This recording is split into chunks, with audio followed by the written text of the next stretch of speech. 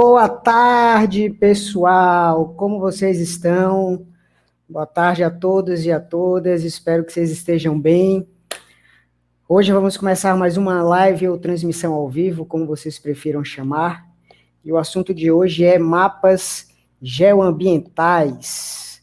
E mais uma vez, essa live é uma parceria do GECAM, que é o Grupo de Estudos e Ciências Ambientais da UFRB, do qual eu faço parte, com apoio do canal Geologia Geral, que também eu faço parte.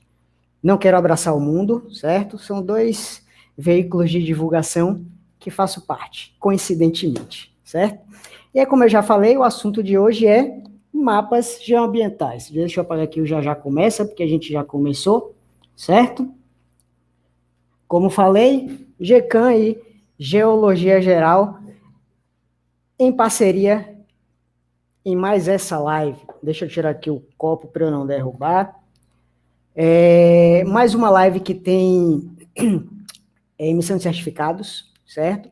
Eu já coloquei o link lá no início, aqui no chat, mas por via das dúvidas, antes de começar aqui nossa aulinha, eu vou postar novamente aqui para vocês, certo? Então é só preencher o formulário, que aí nós solicitamos à Universidade Federal do Recôncavo a emissão desses certificados e ela, na verdade, envia para vocês. Beleza? E aí, vamos começar? O pessoal está chegando. Boa tarde para quem já está participando aqui do chat. Lembrando que quem tiver perguntas, questionamentos ao longo da transmissão, é só escrevendo aqui. Se eu conseguir, durante a transmissão, já trazer essas perguntas, eu já respondo. Caso não dê, no final, como sempre, eu abro um tempo para responder todo e qualquer questionamento. Beleza? Então, deixa eu compartilhar aqui minha tela. Cadê? Pronto.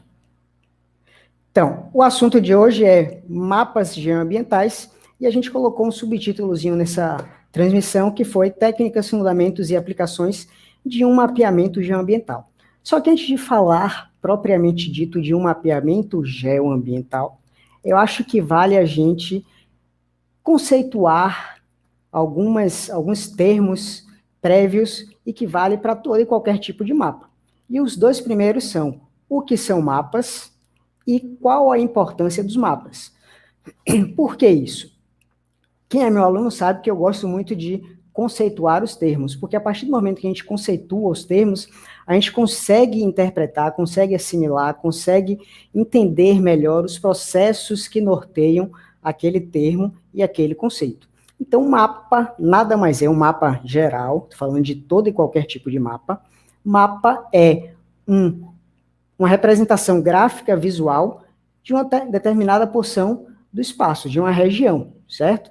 Geralmente é uma representação em duas dimensões, só que à medida que a tecnologia foi evoluindo, hoje em dia a gente já tem mapas em três dimensões, certo? É comum a gente denominar esses mapas como blocos diagramas ou mapas diagramas, justamente porque eles estão em três dimensões ao invés da clássica de duas dimensões. E aí, eu já coloquei, cadê a apresentação? Eu já coloquei nesse primeiro slidezinho aqui, 3 mapas bem distintos um do outro, para mostrar justamente a diversidade de utilização dessa ferramenta muito importante. Aqui no meu canto superior direito eu tenho um mapa bem antigo. Aqui na parte central eu tenho um mapa de geodiversidade do estado da Bahia. E aqui no meu canto inferior esquerdo eu já tenho um mapa mundi. Então vocês observam que a utilização dos mapas ela não é de agora. Ela vem de séculos. Ou seja, a necessidade do homem entender o espaço em que vive, em que habita, além de conhecer aquilo que ele ainda não conhece.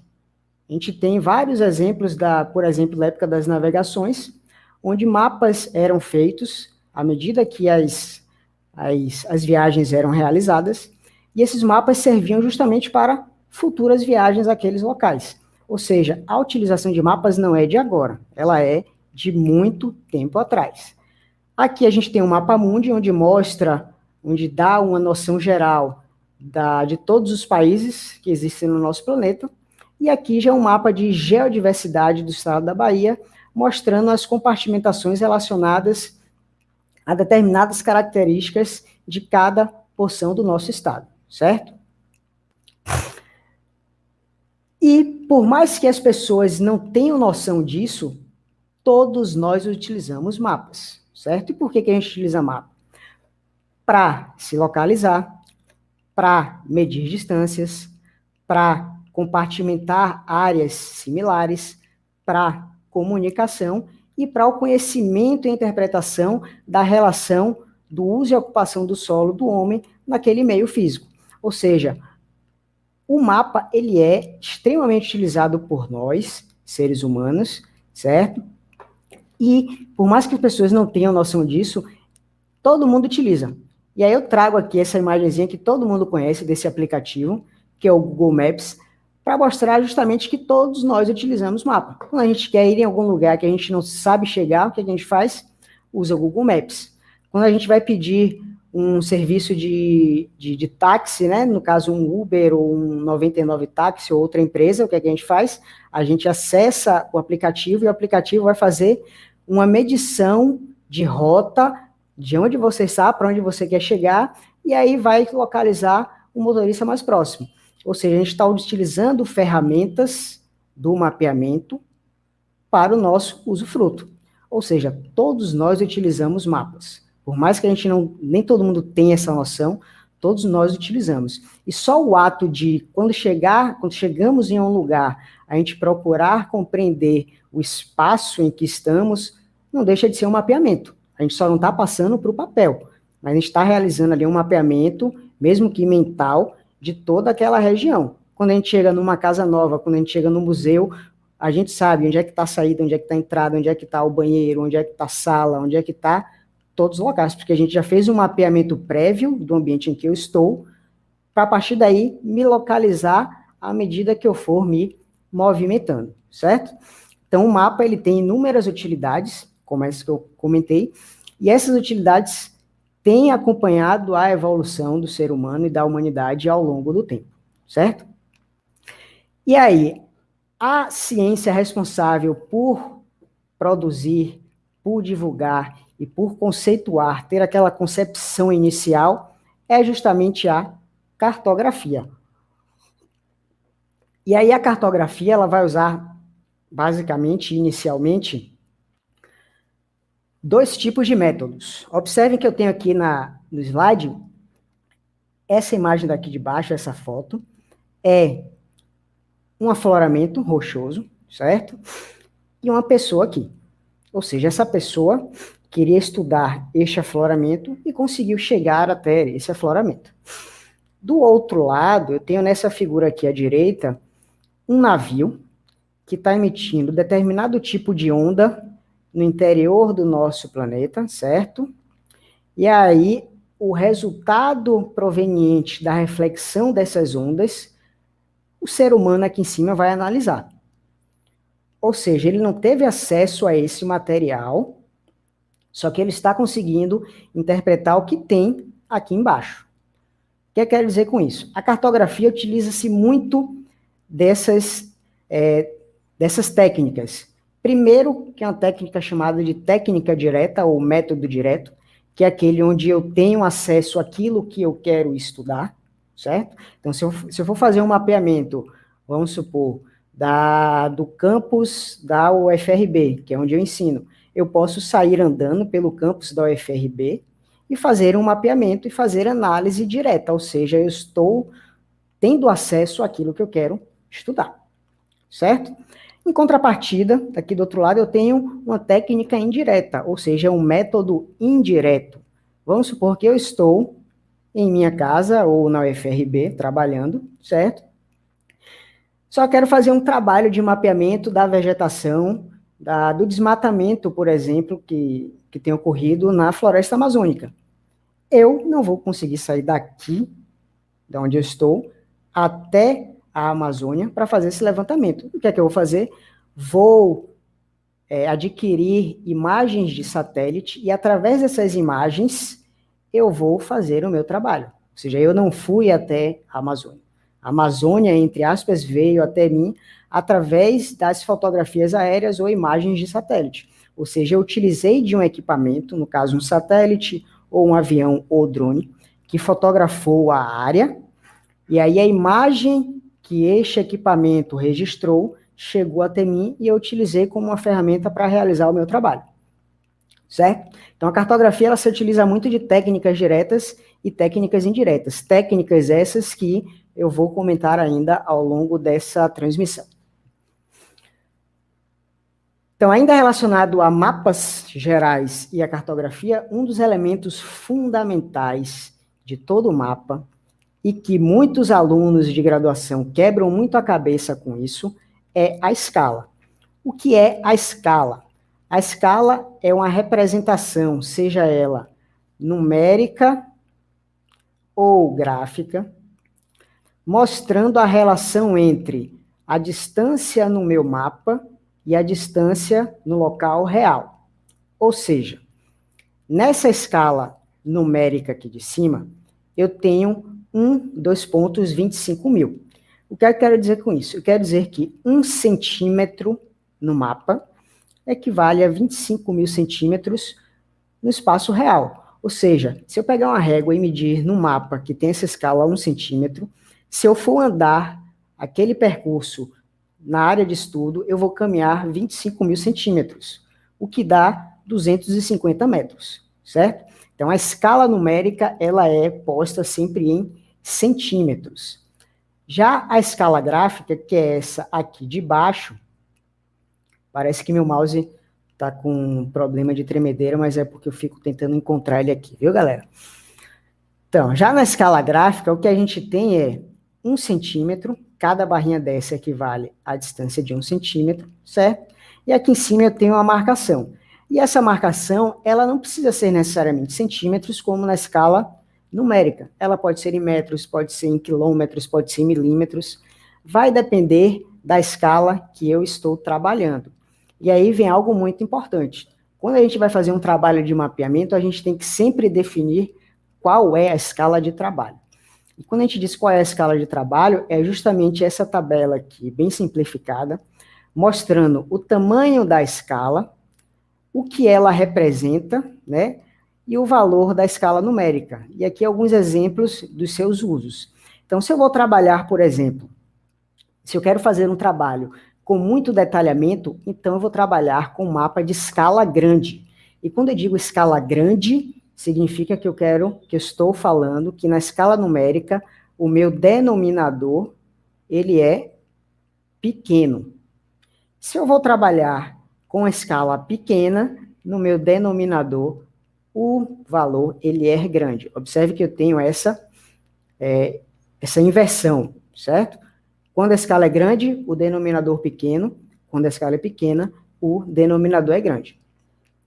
E quando eu trabalho com a escala grande, ou seja, detalhamento, eu vou fazer trabalhos, por exemplo, de plantas cadastrais, plantas de imóveis, levantamentos topográficos e projetos de engenharia, onde eu preciso ter um detalhamento maior para que eu cometa menos erros, certo? Escala média é uma escala intermediária, que é a escala geralmente utilizada para cartas topográficas, que eu já vou comentar logo mais. E quando a gente trabalha com escalas pequenas, por exemplo, o mapa mundi, ele é uma escala pequena, porque ele não tem muito detalhe. A gente consegue fazer distinção dos diferentes países, às vezes nem todos, certo? A gente tem uma noção geral, mas a gente não tem uma riqueza de detalhes. Então, a gente está trabalhando com uma escala pequena, logo um denominador, valor grande. Lembrando que escala numérica é sempre centímetro por centímetro. Beleza? E aí, dando um exemplozinho aqui bem simples, vamos supor que a gente esteja numa área, certo? Com um mapa na mão, cuja escala é essa daqui, 1 para 25 mil. Então, se a escala é 1 para 25 mil, e aí eu estou no ponto A, já está perto de escurecer, e eu tenho que chegar no ponto B, que é minha estação, que é meu QG, meu quartel-general, eu vou fazer uma medida com uma régua da distância entre onde eu estou, que é o ponto A, até o ponto B. E aí eu calculo que a distância em linha reta do ponto A para o ponto B, no mapa, dá 10 centímetros. Então, se a escala é 1 para 25.000, ou seja, cada centímetro equivale a 250 metros, eu sei que eu vou percorrer 2,5 km para chegar até o meu QG. Agora, vamos supor que, ao invés de andar em linha reta, aqui tem florestas, tem desfiladeiros, tem corpos alagados, né? Lagos, e aí eu não consigo fazer esse trajeto em linha reta. Se eu não consigo fazer esse trajeto em linha reta, eu vou terminar de fazer algumas curvas. E aí a gente sabe que, quando a gente vai medir a extensão dessa curva, ela não vai dar a mesma distância, a mesma extensão dessa reta.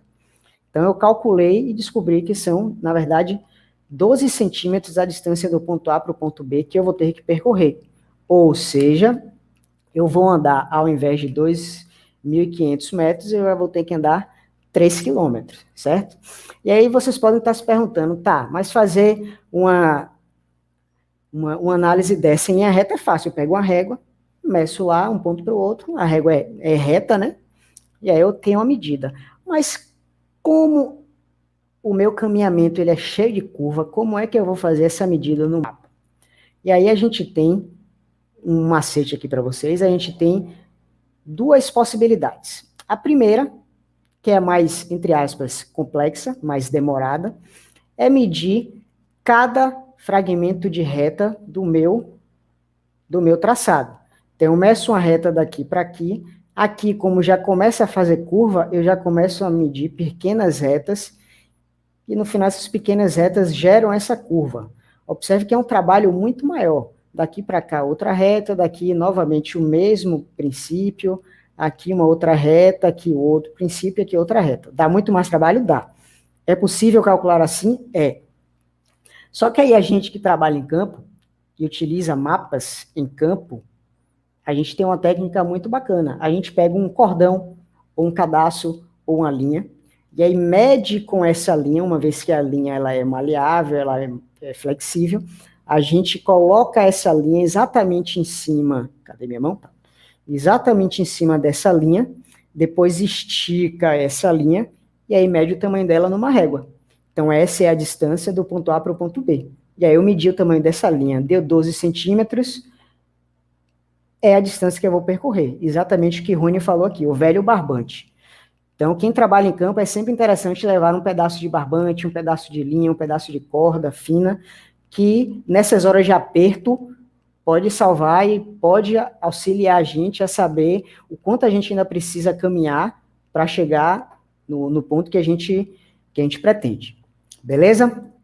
Observem que eu estou falando inicialmente de mapas de maneira geral, antes da gente entrar lá em geoambiental.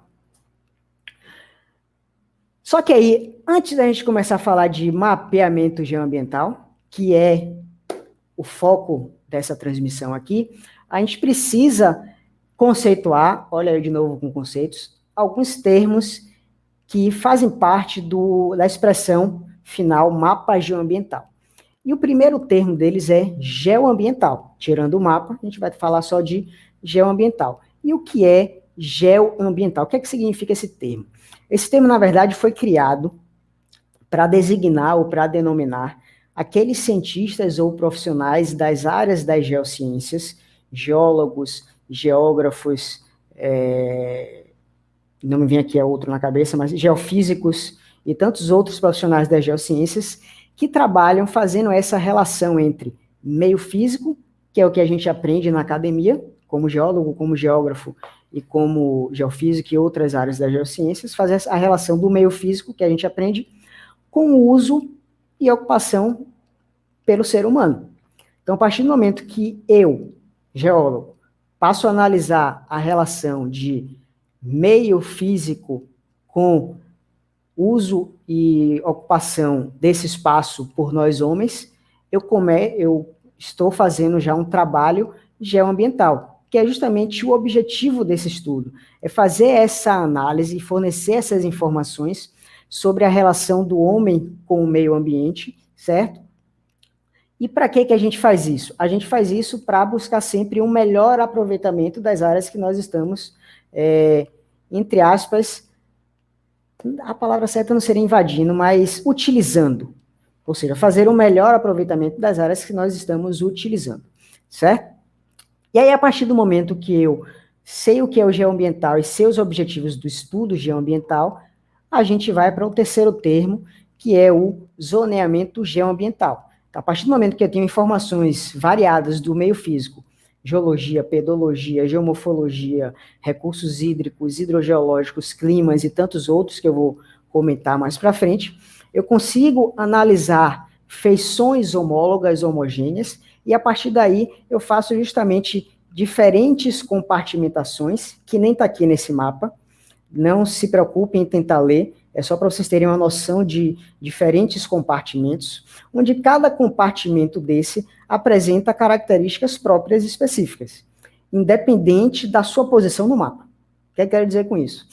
Essa areazinha aqui vermelha, na parte norte do mapa, apresenta as mesmas características geoambientais da parte vermelha que está aqui na porção oeste, certo? Na porção sudoeste, na verdade. É a mesma zona ambiental, certo? Só que está em locais diferentes do meu mapa, mas apresenta características geoambientais iguais ou muito semelhantes que permitiram que fossem agrupadas numa mesma zona, certo? E aí, com o tempo de estudo, de análise dos estudos dos geoambientais, o termo zona ele começou a cair em desuso ou ser menos utilizado, e o termo mais comum utilizado quando a gente realiza um mapeamento geoambiental é justamente unidades geoambientais, certo? E aí, agora a gente pode definir o que é um mapa geoambiental. A gente já definiu o que é o termo geoambiental, os objetivos de estudo de um trabalho geoambiental, certo? E o que seria o zoneamento geoambiental. Então, o mapeamento geoambiental, ele é todo o processo envolvido por tudo isso que eu falei. Ou seja, a gente vai analisar e vai representar graficamente no mapa todas as considerações que eu levantei a partir das análises do meio físico e antrópico da área de estudo. E a partir daí, o que é que eu vou fazer com esse material? Eu posso analisar áreas de vulnerabilidade ambiental, áreas de suscetibilidade ambiental, áreas propensas a impactos ambientais, áreas com risco de desabamento, por exemplo, certo? Ou seja, um mapeamento geoambiental, ele vai trabalhar em várias frentes de pesquisa. E aí essa unidade geoambiental, que no caso é o antigo zoneamento geoambiental, são representadas por áreas com heterogeneidade mínima, ou seja, são áreas extremamente homogêneas, independente da sua localização no mapa, como eu mostrei anteriormente. Então, uma unidade hipotética A, ela vai apresentar características geológicas, características de relevo, de solo e ocupação homogêneas, independente de eu ter minha unidade A no norte e no sul. Se eu tiver mesma característica no norte e no sul, elas fazem parte de uma mesma unidade geoambiental. Beleza? E aí, quando eu comecei a trabalhar com mapeamento geoambiental, quando eu iniciei, na verdade, antes de fazer o meu primeiro mapeamento geoambiental, eu fui pesquisar algumas metodologias que as pessoas utilizavam para ter um norte, né? Ou a questão da cartografia aí, ter um norte. E à medida que eu estudava, eu lia inúmeras metodologias, inúmeros artigos, alguns livros, com uma informação técnica bastante interessante, só que bastante pesada. Ou seja, eu precisei debruçar-me sobre livros, sobre artigos, para tentar entender. E eu literalmente fiquei que nem esse cérebrozinho aqui queimando meus neurônios. E aí eu trouxe aqui para vocês algumas das metodologias, as três principais que eu utilizo, que eu já utilizei em alguns trabalhos, certo? Que são a metodologia PUSE, Pattern Unity Component Evaluation, metodologia suíça e a carta Zemos. São três, só que existe uma infinidade de outras metodologias utilizadas para o mapeamento geoambiental, e eu vou explicar por que tem várias metodologias já já. Não vou ficar aqui falando de metodologia por metodologia, porque não é a intenção dessa transmissão. A intenção é mostrar de uma forma mais prática como é que a gente faz esse tal desse mapeamento geoambiental, ou também pode ser encontrado como diagnóstico geoambiental, certo? Mas vocês podem observar que nas três metodologias a gente utiliza informações como uso do solo, aqui na metodologia Pulse, informações geotécnicas, a gente vem aqui para a metodologia suíça. O que é que a gente observa? Formas de terreno, topografia, drenagem, aspectos hidrográficos, vegetação, olha o uso atual da terra novamente aqui, e os geotécnicos também. E aí a gente vem para a carta Zemos, que está relacionada às zonas expostas a movimentos de solos. O que é que a gente vai levar em consideração? Topografia, a gente precisa analisar curvas de nível. A partir disso aí, a gente começa a analisar possibilidades de movimentação de terra, ou seja, deslizamentos, e a gente analisa a estabilidade e instabilidade de terrenos. No frigir dos ovos, fazendo um resumo bem simples, a gente consegue observar que, independente da metodologia, a gente tem que fazer uma análise aprofundada do meio físico. Eu não vou só analisar a geologia. Eu não vou só analisar o relevo. Eu não vou só analisar a rede hidrográfica. Eu não vou só analisar os impactos antrópicos na área. Por que não? Porque tudo isso está interrelacionado e um mapeamento geoambiental é justamente para isso. Fazer essa inter-relação dessas diferentes áreas no mesmo mapa. Parece que é muita informação para um papel só, né? Mas vocês vão ver que, com carinho, tudo fica bem compartimentado. E aí, quando eu começava a ler essas metodologias, como eu comentei, eu via que tinha muita informação, eu não sabia o que eu ia utilizar, como utilizar, qual metodologia, uma vez que, para os trabalhos que eu fiz, eu poderia usar mais de uma, e eu ficava perdido. Eu perdia 1, 2 noites só tentando imaginar qual metodologia eu utilizaria no meu trabalho. E aí, à medida que eu ia pesquisando, encontrei, esqueci até de colocar aqui a fonte, mas depois eu posso passar para vocês, essa tabelinha bem resumida, certo? Bem sintética, bem prática.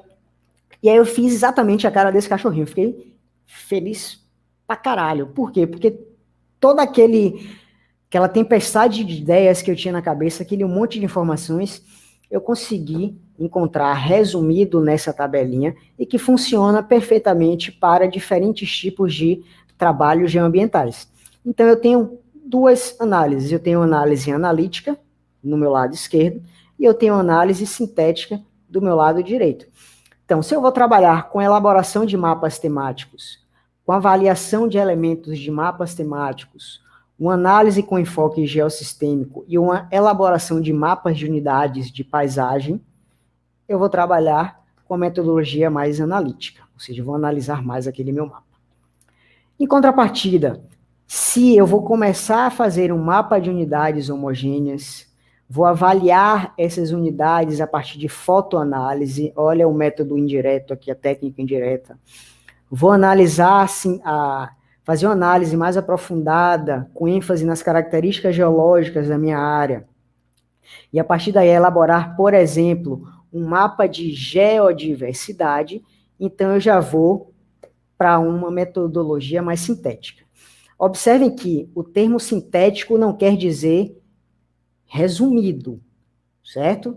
Vocês sabem que um mapa de geodiversidade, por exemplo, ele engloba inúmeras características em cada compartimentação, em cada unidade ou em cada zona. Ou seja, sintético é porque eu estou sintetizando mais características, mais dados, mais análises, mais noites perdidas, e que vai ter como produto final um mapa e um relatório muito mais completo.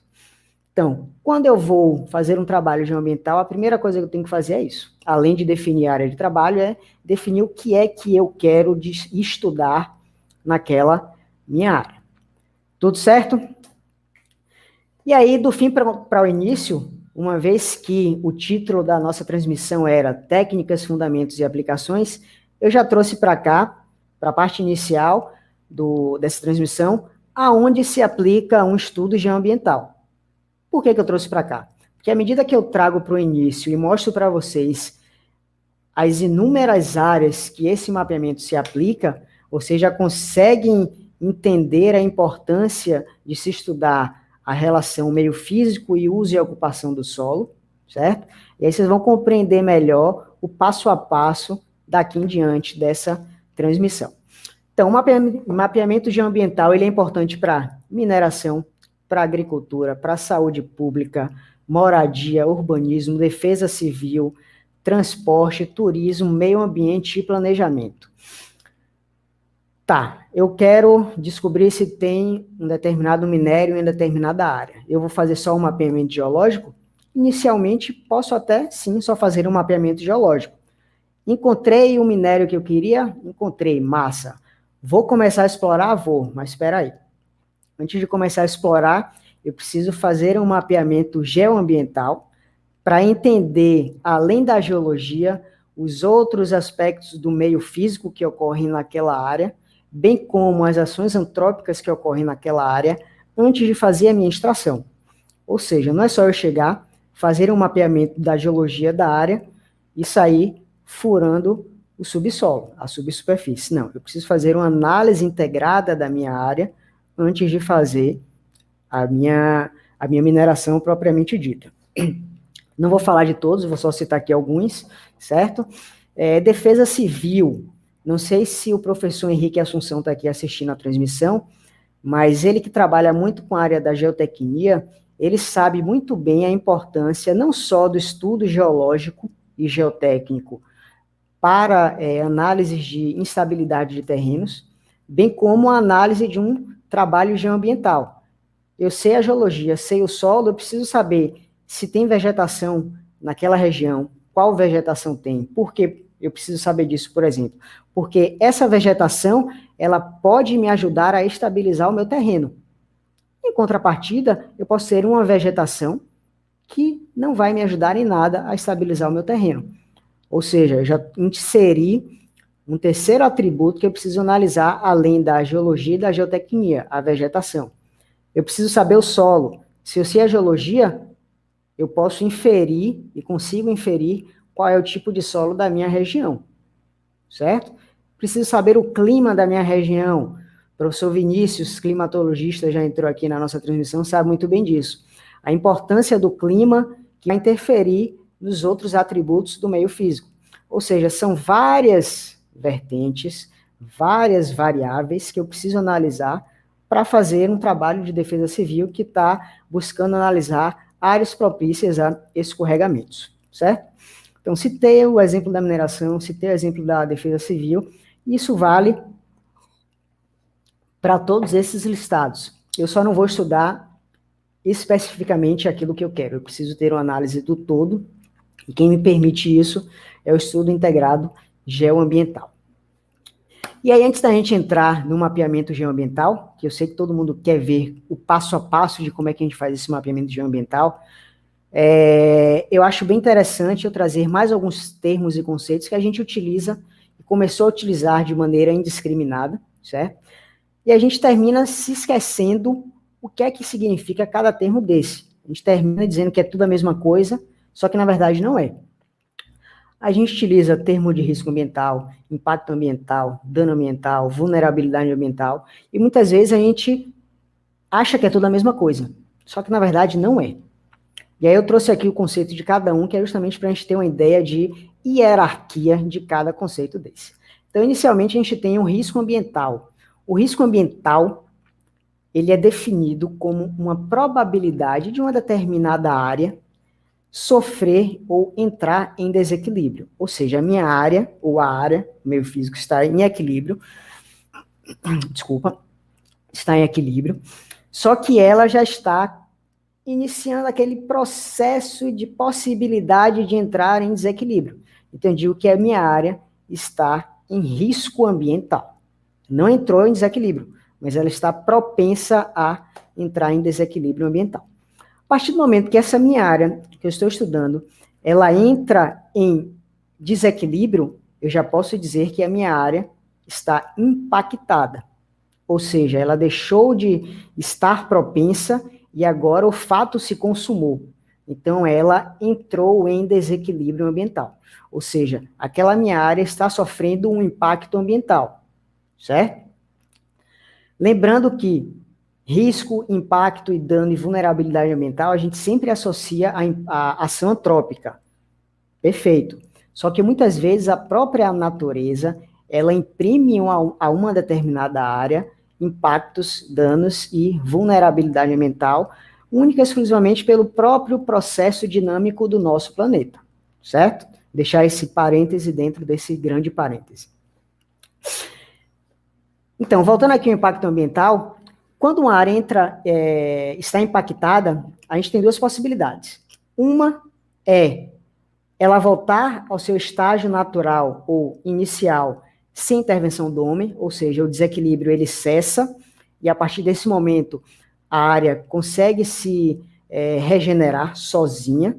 A isso a gente dá o nome de homeostasia. E quando esse desequilíbrio cessa e essa minha área não consegue voltar ao seu estágio inicial de equilíbrio sozinho, a gente diz que a gente já tem um dano ambiental. Ou seja, o dano ambiental, ele não é reversível naturalmente. Quando eu tenho uma área onde o homem precisa intervir também para a recuperação daquela área, daquele meio ambiente ali, a gente diz que a área sofreu um dano. Ou seja, eu saí do risco, impactei a minha área e agora tornei a minha área com dano ambiental. Ou seja, ela precisa agora de mim também para se recuperar. E, por fim, a vulnerabilidade ambiental é o grau de fragilidade do meio ambiente a determinadas ações do homem.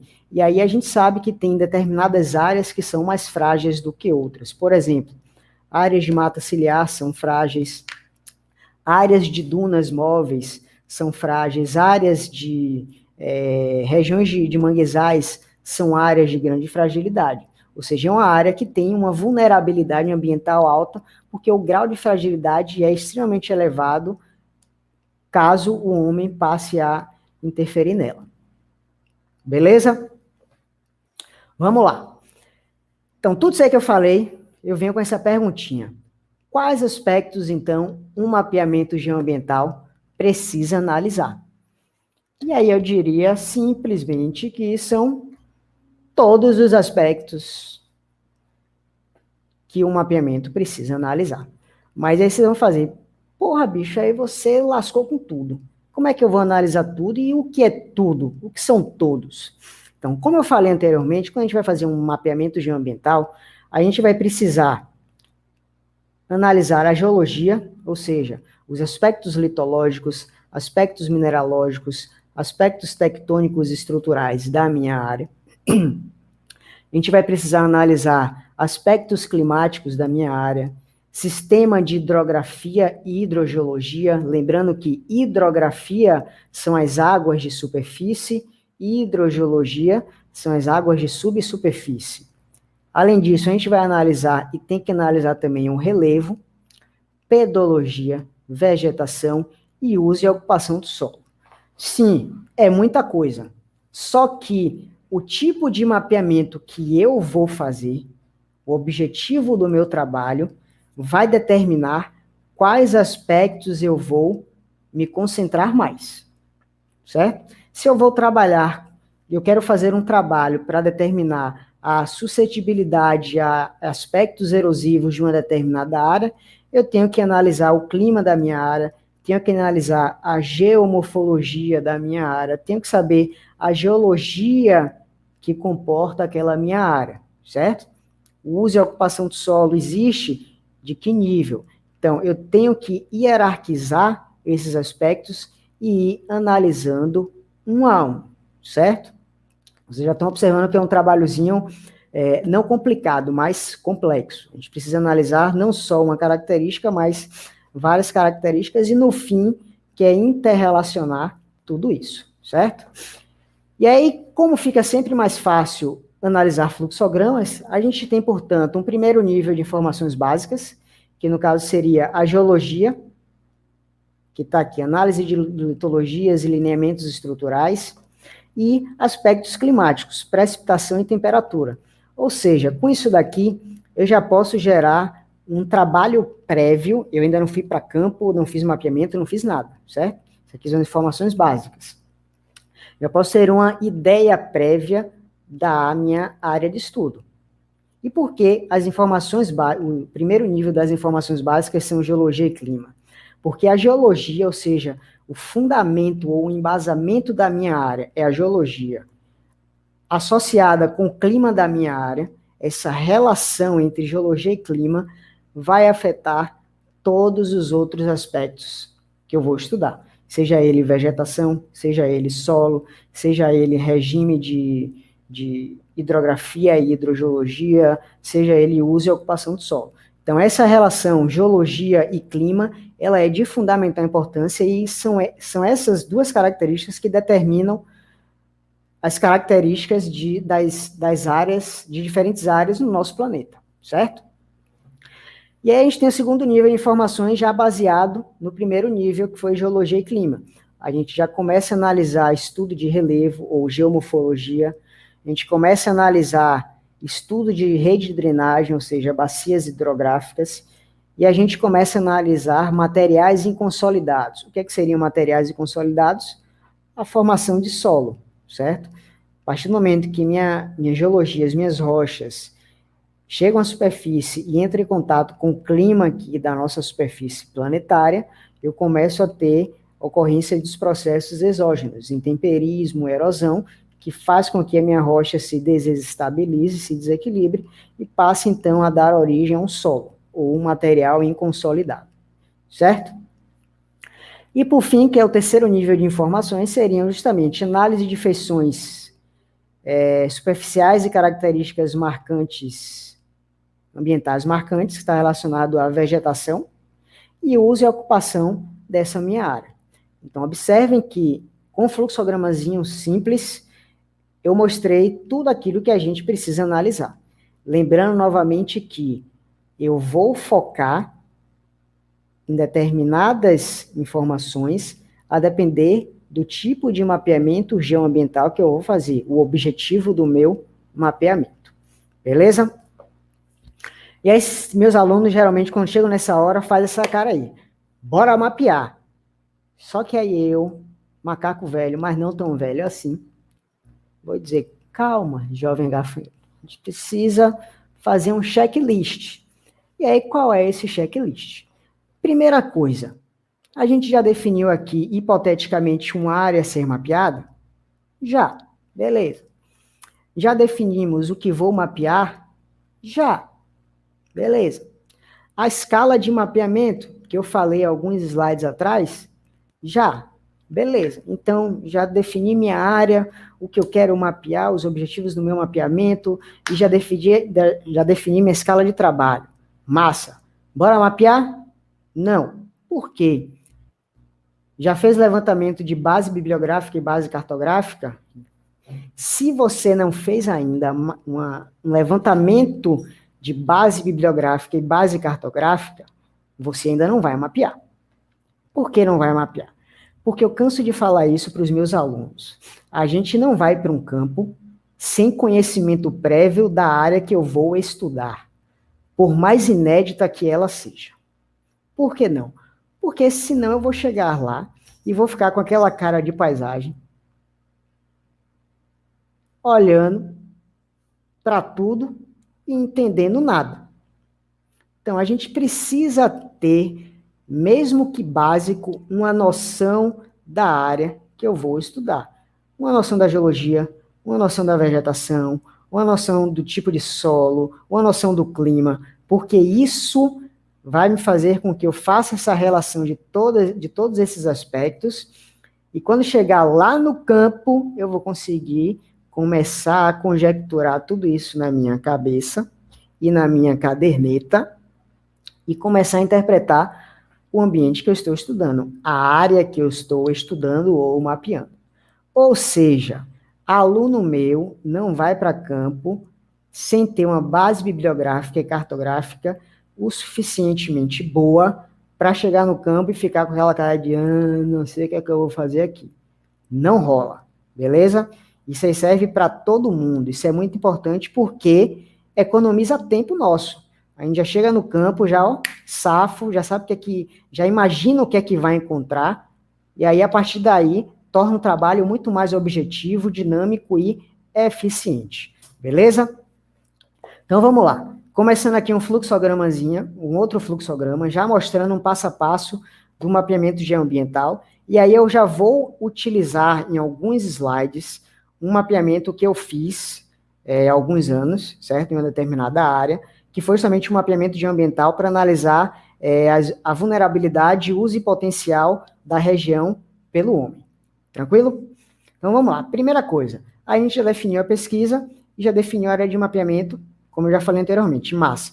Então agora a gente vai adquirir material bibliográfico e cartográfico, fotografias aéreas e imagens de satélite.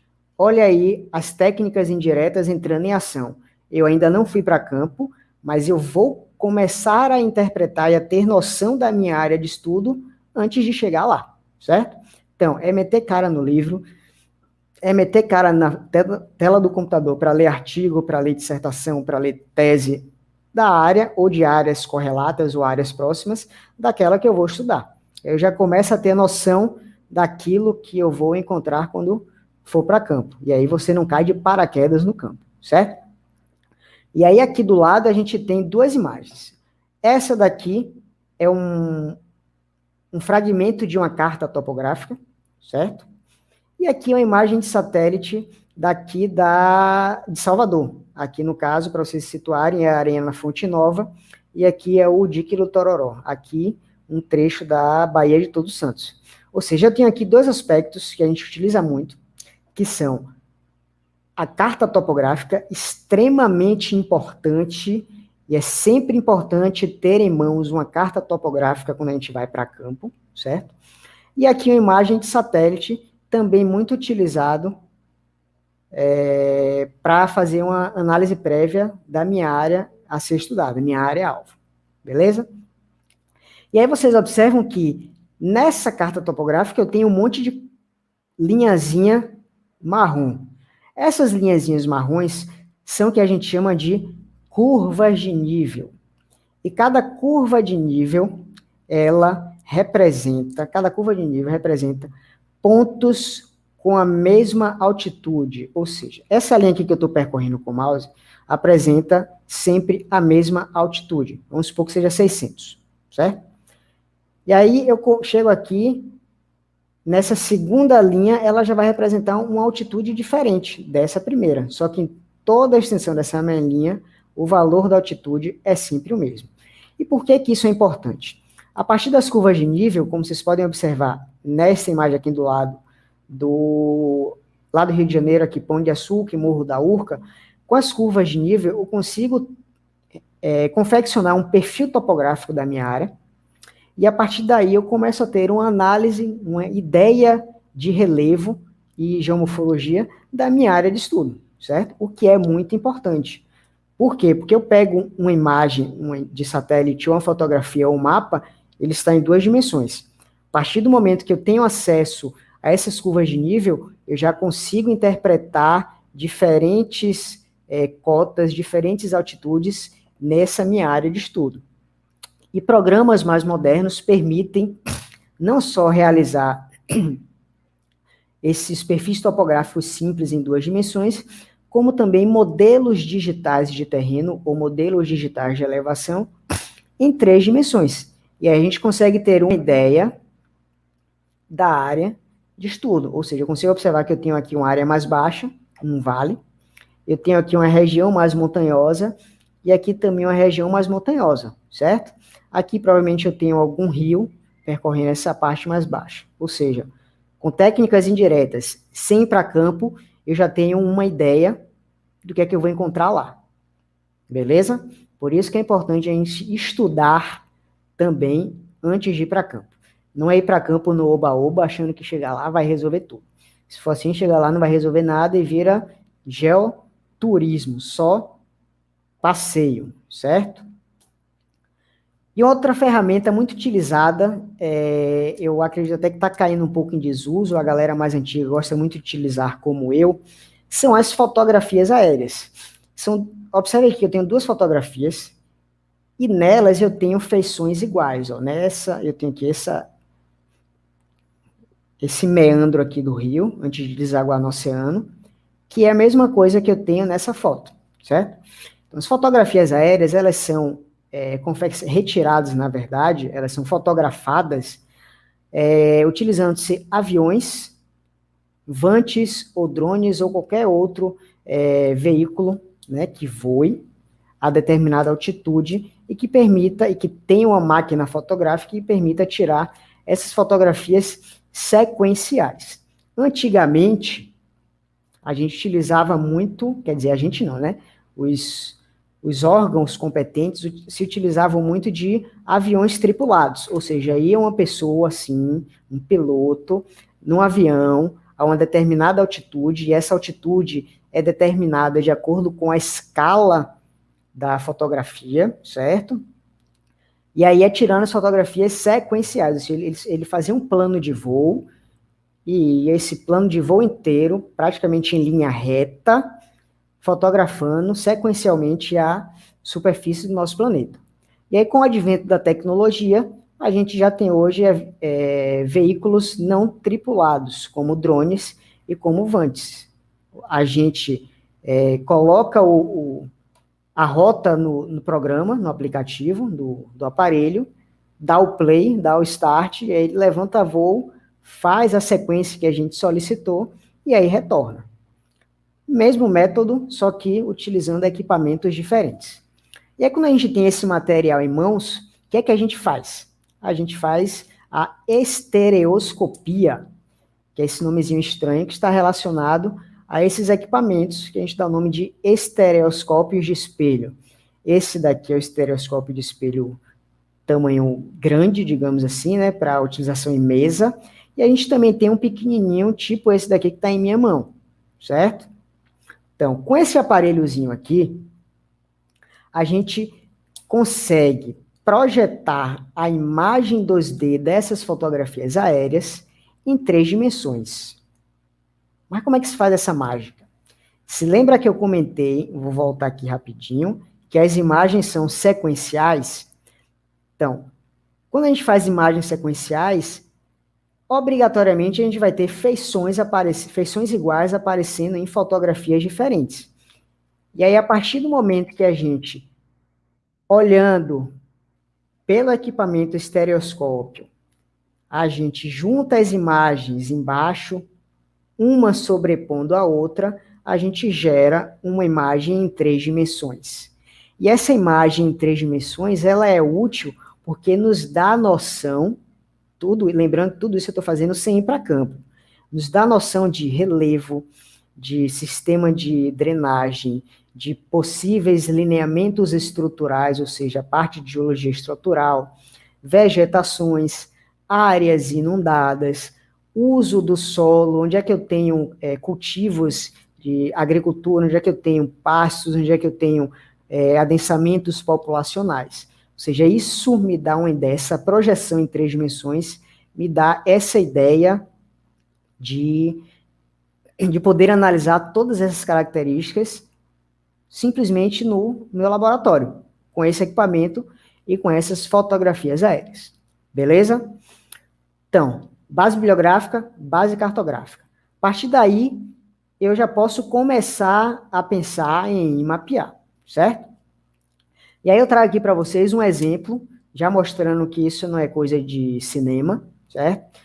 Que a gente realmente se utiliza disso para fazer esse trabalho de mapeamento geoambiental. Não só o geoambiental, como qualquer outro mapeamento, a gente utiliza fotografias aéreas, imagens de satélite. O que é que eu fiz aí? Esse é o trabalho que eu me referi, que eu fiz. Eu tive acesso a essas fotografias aéreas e aí fiz um mosaico fazendo justamente o casamento de todas essas fotografias, indicando a área que eu iria estudar, certo? A partir daí, e utilizando estereoscópios de espelho e de bolso, eu comecei a fazer compartimentação de unidades homólogas, ou seja, eu olhava nessas fotografias aéreas e via áreas que pareciam ser semelhantes, e a partir daí eu compartimentava essas áreas. Feito isso, que é justamente isso que aparece aqui, não sei se dá para ver bem, deixa eu botar só a... Pronto, daqui a pouco eu boto minha cara de novo. Aí vocês conseguem observar que tem essas linhas aqui vermelhas, certo? Essas linhas vermelhas são justamente as compartimentações que eu fiz da minha área de estudo. E aí, a partir dessa compartimentalização, observe que eu já estou digitalizando esse meu material. A partir disso, eu joguei em cima dele as curvas de nível que eu tive acesso a partir da base cartográfica. E aí, a partir dessa base cartográfica, atrelado ao meu sistema de drenagem e as compartimentações que eu fiz utilizando técnicas indiretas de fotointerpretação, eu consegui realizar o modelo digital de elevação da minha área, um MDT, um modelo digital de terreno, que é justamente isso que está na tela aí para vocês. Então, eu consigo observar que as áreas vermelhas aqui mais escuras são as áreas mais altas, as verdes são as áreas intermediárias, né, em termos de altitude, e as áreas azuis são as áreas mais baixas. Então, eu já consigo observar a existência de vales aqui, a existência de áreas mais elevadas, alguns vales começando a se formar aqui nessas áreas verdes, e isso me permite uma série de interpretações, padrões de rede de drenagem, tipos de suscetibilidade dessas áreas, a instabilidade de terreno, o tipo de geologia associado a esses diferentes pontos, certo? Então, tudo isso que eu estou fazendo é antes de ir para o campo. Tudo isso daí já faz parte do meu mapeamento geoambiental, só que é o trabalho que a gente chama de pré-campo. Então, a partir daí, eu vou fazer os mapas preliminares, vou digitalizar esses mapas, e aí com esse material que a gente vai para campo, certo? Então, digitalizei um mapa de unidades geológicas da minha área, onde cada cor representa a unidade geológica, tudo isso feito única e exclusivamente por fotointerpretação, certo? O que está em azul são corpos d'água e aqui o Oceano Atlântico. E aí vocês observam que no meu mapa eu tenho todos os elementos que devem ter em toda carta, em todo mapa, que é indicação do norte, escala do meu mapa, mapas de localização e situação, para quem estiver vendo o mapa, saber qual é a região que eu estou fazendo o meu mapa. E também a legenda do meu mapa e as convenções cartográficas, o que é estrada, o que é rio, o que é lago, o que é povoamento. Tudo isso tem que ter no mapa. Por que tem que ter no mapa? Porque quando a gente pega um mapa, a ideia é que o meu mapa, ele nos forneça informações suficientes para compreendê-lo. Eu não estou descartando a necessidade de um relatório técnico associado a ele. Quero dizer que, quando eu pegar um mapa, eu já consigo analisar o meu mapa e ter uma noção geral da área só vendo aquele mapa. Se eu quiser me aprofundar, eu vou para o relatório técnico, que aí tem toda a análise técnica relacionada a esse mapa, certo? Aqui um segundo mapa que eu fiz, eu já juntei cobertura vegetal, uso e ocupação de solo. Poderia fazer separado? Poderia. Por que eu juntei? Porque as áreas de uso e ocupação de solo não eram grandes, ou seja, a minha área não é densamente povoada. Então, eu agrupei esses dois mapeamentos em um único mapa e gerei esse mapa preliminar. Então, fiz aquela minha análise de fotointerpretação, fiz o meu levantamento bibliográfico, fiz os meus mapas preliminares, então agora a gente vai para o campo. E aí, quando a gente vai para o campo, o que é que a gente vai fazer? Antes de falar o que é que a gente vai fazer, o que é que a gente precisa levar para o campo? A gente precisa levar caderneta, a gente precisa levar lápis, caneta. Parece besteira eu falar isso, mas é extremamente necessário, porque as pessoas esquecem. tem que levar lupa, tem que levar, que mais? Bússola, tem que levar martelo geológico, tem que levar câmera fotográfica e tem que levar os mapas. A gente nunca vai para campo sem mapa. Ah, professor, mas hoje em dia tem GPS. E se quebrar? E se a pilha acabar no meio do mapeamento, meu filho? Você vai fazer que porra? Vai ficar perdido olhando para o céu? Não. Então leve um mapa. Aprenda a ler o mapa, porque ele é extremamente importante. E além disso, os mapas que a gente leva para o campo são aqueles mapas também preliminares, porque em cima daquele mapa preliminar é que eu vou riscar o meu mapa todo com as informações que eu estou agora vendo em loco, ou seja, estou aplicando o meu método direto, certo? E aí eu vou fazer também esse acervo fotográfico. E aí o que é que eu fui fazer no meu campo? Observem que eu analisei afloramentos rochosos, analisei o embasamento, ou seja, essa rocha, encontrei essa rocha alterada, ou seja, já passando por processos de intemperismo e erosão. Encontrei também em rochas com processos de alteração, encontrei resquícios de lineamento estrutural, marcado aqui com essas linhas, certo?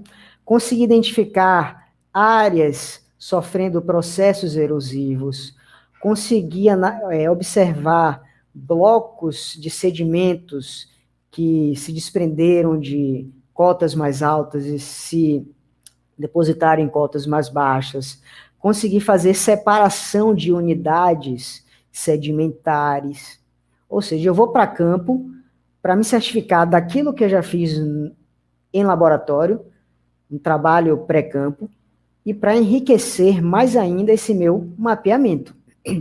E como o meu trabalho não foi só relacionado aos aspectos físicos, então eu fui para campo e analisei obras antrópicas sofrendo, esqueci a palavra, sofrendo por desuso, certo? Não sendo refeitas, obras construídas em cima de áreas sedimentares, de coberturas e de depósitos sedimentares que não poderia estar ali, mas estão, ou seja, o homem interferindo, de certa forma, no meio ambiente, podendo vir a causar um impacto ambiental em uma área, certo? O mesmo aqui, eu tenho um rio, eu tenho essas barracas, essas cabanas, e aqui, desse lado, a gente já tem o mar. Então, a gente tem justamente essas construções que, de certa forma, impactam o meu ambiente físico, certo? Por quê? Porque as pessoas se utilizam, jogam lixo nos rios, rejeitos, dejetos, e isso afeta o meio ambiente. Novamente, construções, a gente analisa, melhor, eu analisei se essa construção estava em cima de uma área estável, certo? Uma área que poderia ser passível de ser construída em cima. Aqui, uma pequena extração de areia de dunas, perdão, de dunas não, de terraços marinhos, pode-se retirar areia de terraços marinhos. Então, eu fiz essas análises de aspectos físicos e tudo aquilo que o homem estava interferindo na minha região para fazer um trabalho geoambiental de usos potenciais, limitantes e vulnerabilidade da minha área, certo? E aí, já finalizando essa transmissão, volto do campo com todas essas informações, acervo fotográfico, informações anotadas em caderneta, certo? Caderneta não é um livrinho para ficar passeando e continuar sempre vazio, ele precisa ser utilizado. Informações no GPS, um mapa completamente riscado com todas as informações. E aí eu vou corrigir os meus mapas preliminares, avaliar todos esses resultados e relacionar o que eu já tinha feito de levantamento bibliográfico com o que eu tive acesso na minha etapa de campo, e aí eu vou elaborar o produto final. E o que é o produto final? É o meu mapa geoambiental, e o relatório técnico associado a ele, certo? Então, aqui eu tenho um mapa geoambiental, e aí eu tenho aqui do lado as minhas unidades geoambientais. E cada unidade geoambiental dessa apresenta características semelhantes de aspectos físicos, que aí eu vou dar um zoom agora, colocar no slide todo para ficar mais fácil de entender. Então, separei nesse trabalho em unidades ambientais que eu enumerei de 1 a 8, certo? Aqui de 1 a 8. E aí, cada unidade dessa eu fiz a relação de geologia associada a cada unidade, relevo ou geomorfologia relacionada, a pedologia, ou seja, o tipo de solo associado, a cobertura vegetal associada. Então, observe que eu tenho, por exemplo, áreas de Mata Atlântica, eu já tenho outras áreas de restinga, que é uma área de fragilidade ambiental moderada a alta. Já tenho áreas onde eu já tenho manguezais e pântanos, que são áreas também de fragilidade alta, ou seja, vulnerabilidade ambiental alta. Então, tudo isso eu analiso e tento compartimentar em unidades geoambientais específicas. Além disso, análise de hidrografia e hidrogeologia, uso atual dado pelo homem, certo? Uso potencial e vulnerabilidade. Então, por exemplo, aqui na unidade geoambiental 6, que são os depósitos fluviolagunares associados à região de manguezais e pântanos. Como é uma área de vulnerabilidade e fragilidade ambiental alta, então é uma área que o uso é destinado à preservação. Ou seja, o homem deve interferir o mínimo possível, e se possível, não interferir, a não ser para fins de pesquisa. Porque quando a gente interfere a fins de pesquisa, a gente já vai interferir baseado em metodologias que minimizam os impactos ambientais naquela área, certo? Um outro exemplo aqui, essa unidade geoambiental 1 que está relacionada a embasamento cristalino, que a gente chama de rocha dura, associado às rochas metamórficas e ígneas da minha região. Então, é uma área de uso potencial para ocupação urbana, cuja vulnerabilidade e fragilidade ambiental é baixa. Ou seja, é uma área que eu posso utilizar para fins antrópicos, eu posso utilizar para diversos fins, seja para construção, seja para lazer, certo? Então, a partir do momento que eu faço essa compartimentação de unidades, eu consigo analisar aonde eu, ser humano, posso usufruir daquela área. E aí, aqui nas potencialidades, é onde justamente eu mostro isso. Cadê o mouse? Pronto. Aqui, potencialidades, só citando aqui como exemplo. Unidade ambiental 1, eu tenho uso sem restrições prévias, porque é uma área de baixa vulnerabilidade. Já na unidade 4, que está relacionada a terraços marinhos, que é vulnerabilidade alta, já é uma área de uso restrito e controlado, ou seja, eu posso utilizar, mas eu tenho que ter um controle muito grande para que eu não exerça naquele ambiente um impacto ambiental, certo? Então, basicamente, um mapeamento geoambiental é feito dessa forma. A gente analisa diferentes aspectos, meio físico e antrópico, e aí a gente tenta interrelacionar tudo isso e a gente gera, geralmente, os mapeamentos e diagnósticos geoambientais, a gente vê muito essas tabelas justamente mostrando a relação de cada aspecto que a gente analisou, compartimentado em uma unidade geoambiental específica. Beleza? Então, minha ideia era 1 hora, até comentei com o Gustavo, não sei se ele está aqui assistindo, professor Gustavo.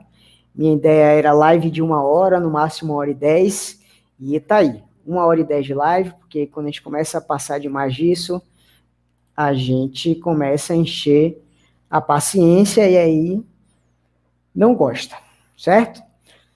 Pessoal, se vocês tiverem alguma pergunta, eu vou passar aqui um pente fino nos comentários para ver se só teve resenha ou se teve alguma pergunta, certo? Aqui falei do homem, aqui o homem apareceu, chegamos para o show. Na verdade, quem dá show no nosso grupo é o professor Vanderlei. A gente tenta chegar próximo do professor Vanderlei, certo? Enquanto eu estou procurando aqui alguma coisa, eu vou já lançar novamente o link para a emissão de certificados, certo? Ó, bacana, o pessoal da Unesp de Rio Claro presente. Mais um professor do nosso bacharelado em Ciências Ambientais, professor Vinícius presente.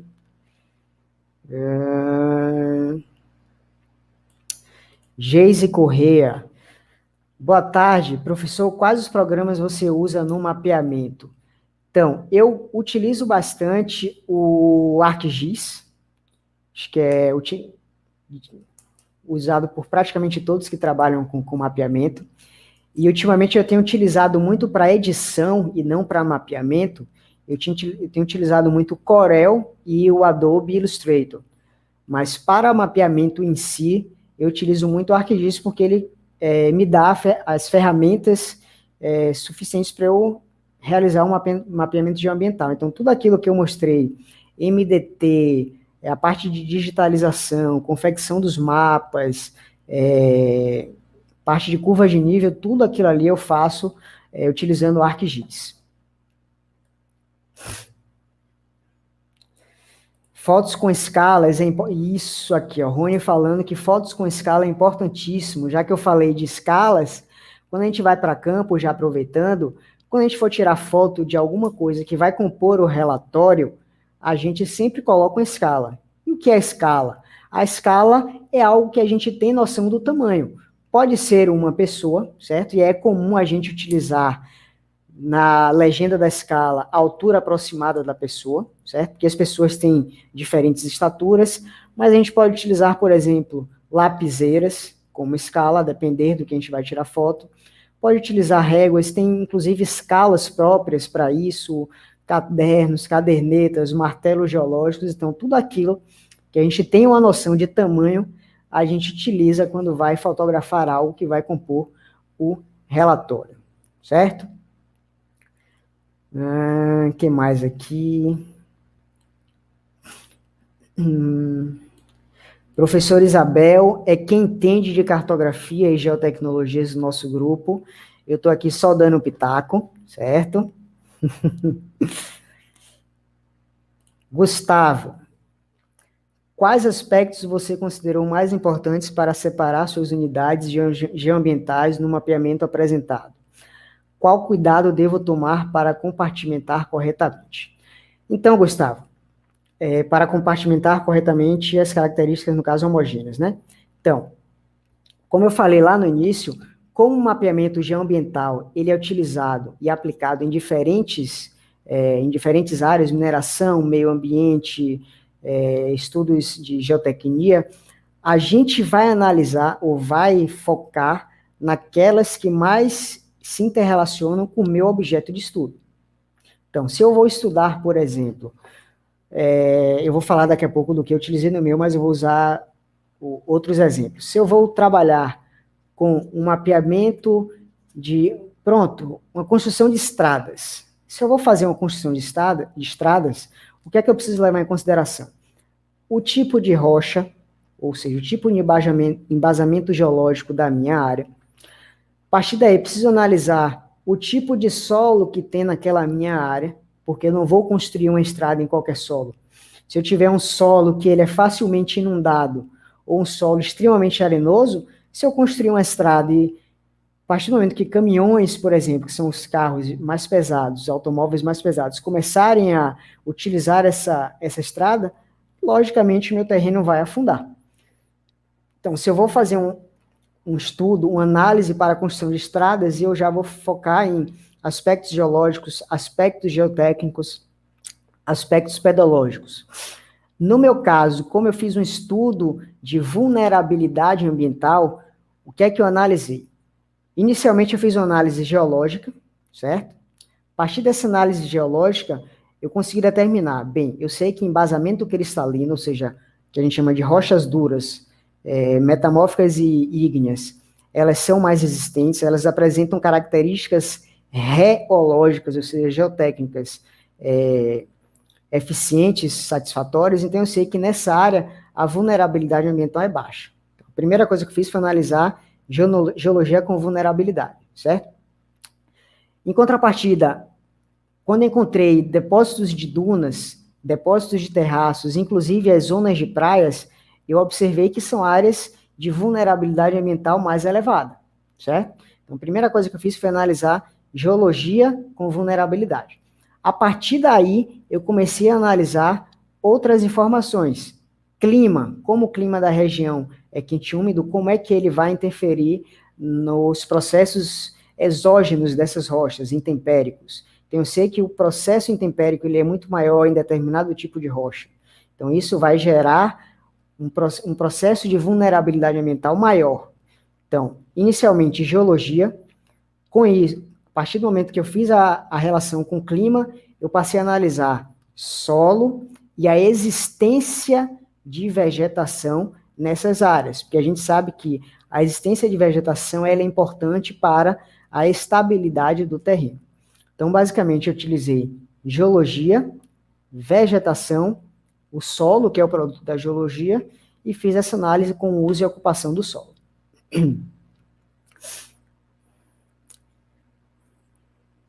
Isabel, mande um abraço a Márcia, da Unesp de Rio Claro. Márcia, um abraço para você. Não sei se o abraço é meu ou de Isabel, então receba os dois abraços aí. Que mais? Sara, existe padronização de cores para o mapeamento de curvas de nível, cotas mais altas e mais baixas, e assim auxiliar na interpretação dos mapas?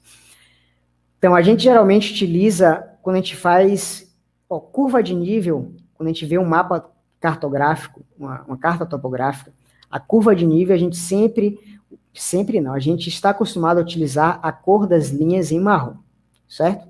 Quando a gente pega esse material e digitaliza e gera um MDT ou um MDE, ou seja, um modelo digital de terreno ou de elevação, logicamente a gente vai fazer uma gradação de cores para mostrar essa variação de topografia.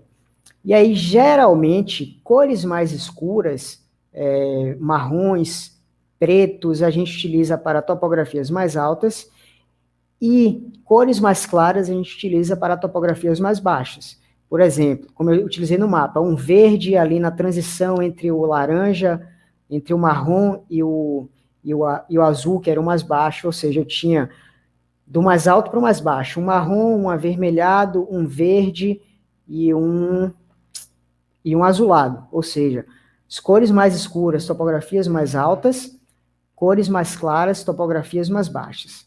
Lembrando que isso é o que a gente utiliza de maneira geral.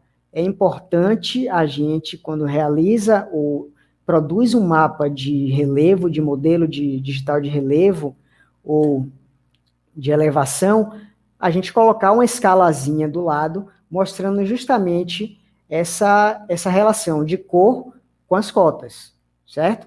Para quem for pegar o material, ter noção de quem é quem. Mais uma aqui da Geise. No mapeamento demonstrado, a discriminação das unidades é feita de forma automática. Por exemplo, o programa reconhece áreas similares a que você discriminou, ou você faz tudo por observação direta? Obrigado, eu que agradeço. Então, nesse trabalho que eu fiz, o trabalho foi todo manual. Então, eu peguei aquelas fotografias aéreas,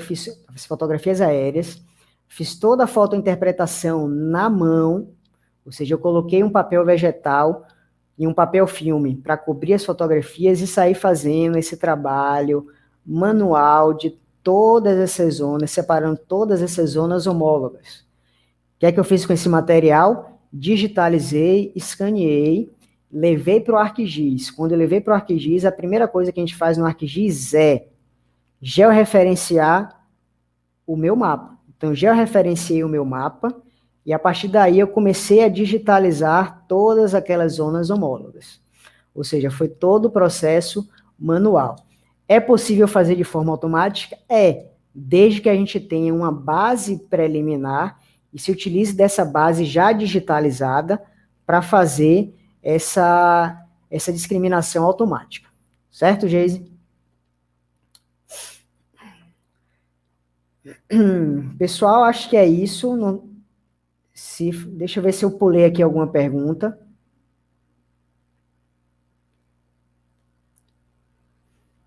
Eu acho que não pulei nenhuma pergunta, né? Tirando a resenha de vocês, eu acho que não pulei nenhuma pergunta. Engraçado que eu fico com essa cara aqui de leso, procurando as perguntas, e vocês olhando para essa cara de leso. Mas tudo bem. Então, pessoal, acho que basicamente é isso. Nenhuma pergunta a mais, certo? Deixa eu colocar aqui, enquanto eu estou enrolando vocês mais um pouquinho, deixa eu colocar aqui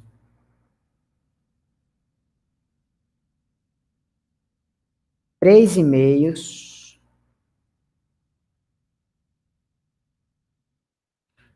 para que vocês possam entrar em contato, caso queiram. Deixa eu ver se é pronto aqui.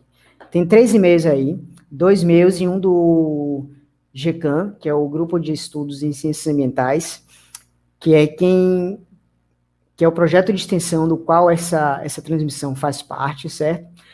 O GECAM, ele é um grupo de estudos de ciências ambientais, como o próprio nome diz, onde a gente tem uma equipe multidisciplinar, já vou aqui fazer o jabá do nosso grupo, certo? Onde a gente tem geólogos, a gente tem geógrafos, oceanógrafos, biólogos, economistas, não sei se está faltando mais alguém, basicamente é isso. E aí, trabalhando em várias vertentes, e no final das contas, essas vertentes todas se interrelacionam nas ciências ambientais. E aí, a partir desse grupo, que é o GECAM, nesse momento de pandemia, o professor Vanderlei, lembrando que o grupo GECAM é coordenado pelo professor Vinícius, que é climatologista, certo?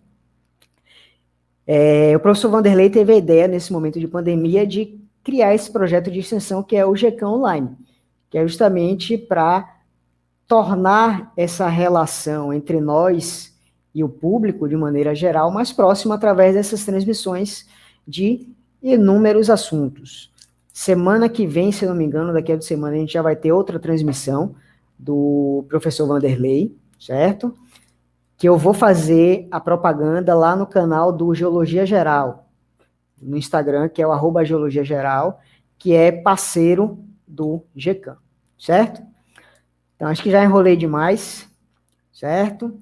Espero que vocês tenham curtido mais essa transmissão sobre mapeamento geoambientais. Quem tiver mais alguma dúvida, é só mandar e-mail aqui para a gente, meus 2 e-mails, e aqui embaixo a gente tem o e-mail do nosso grupo, certo? Sintam-se à vontade, estamos aqui sempre disponíveis para vocês, certo? Pessoal, muito obrigado mais uma vez. Aí, Gustavo aqui confirmando. Dia 18 é de Vanderlei. É que eu não lembro agora aqui o tema, mas está relacionado com... O tema está relacionado a algo com as ciências ambientais. Eu vou fazer a propaganda lá no Geologia Geral, certo? Professor Vanderlei aqui, o projeto é uma construção coletiva. Todos os professores estão de parabéns, exatamente. Conteúdo nosso para nós e, acima de tudo, para vocês que nos acompanham, certo? Pessoal, muito obrigado por estarem aqui durante essa quase 1 hora e meia. Tenham um bom final de dia, se cuidem e fiquem em casa. E antes de finalizar, está aqui o tema da próxima live, atuação do cientista ambiental do mercado de trabalho. E já aproveito para fazer mais uma propaganda, o GECAM está com o canal no YouTube, que é GECAM, certo? Que é onde vai ser realizado também algumas transmissões nossas, não só aqui no nosso canal de Geologia Geral, mas também no nosso grupo lá do GECAM. E no dia 18, essa de Vanderlei, se eu não me engano, já vai ser realizado lá, mas eu já vou colocar o link no canal do Geologia Geral. Já aproveitando, já emendando aqui as propagandas de futuras transmissões ao vivo, dia 25 de agosto, a gente vai ter da professora Mônica Arlinda, bióloga do nosso grupo lá do GECAM e professora da UFRB, avaliação de impactos ambientais e cidades sustentáveis. Para vocês verem que tema diverso é o que mais tem aqui, certo? Pessoal, muito obrigado, fiquem bem, fiquem em casa, só saiam se for extremamente necessário e se cuidem. Forte abraço a todos vocês. Tchau, tchau.